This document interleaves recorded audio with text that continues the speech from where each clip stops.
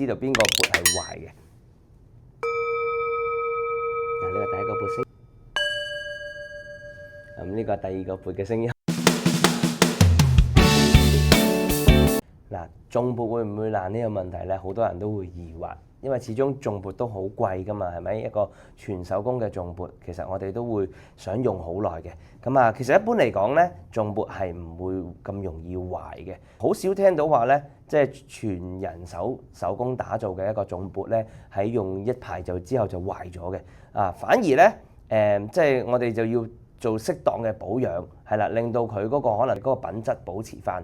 咁不過咧，我哋有陣時有啲極端例子咧，就係會有爛咗嘅重撥出現。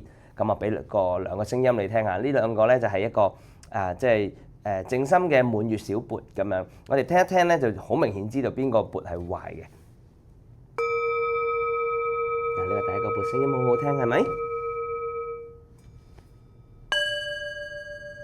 咁呢個第二個撥嘅聲音，我相信大家都聽得出，好明顯呢個係有問題嘅，冇錯。咁啊，一般嚟講，我哋啲重撥喺尼泊爾運過嚟嘅時候呢，我哋係唔知道佢哋個實際嘅情況嘅，所以嚟到嘅時候，我哋會逐個去檢查嘅，包括可能佢嘅 size exactly 係幾大啦，佢嘅重量啦，佢嘅音調啦等等。咁啊，我哋會敲一敲試一試咁樣嘅。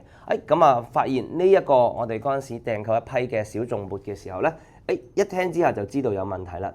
咁啊，可能因為受到咧運輸嘅過程中外力壓啦，或者掟啦，縱使我哋保護再好咧，有陣時都係冇辦法嘅。咁所以呢個聲音咧就好明顯話俾我哋聽，其實佢係壞咗噶啦，應該就會喺一個喺我哋肉眼睇唔到嘅位置入面咧有啲裂痕，所以你聽到啲聲咧就係咁樣嘅。所以我哋記住啊，買重撥嘅時候自己試一試，試下佢嗰個悠長嘅時間，試下佢個音調等等。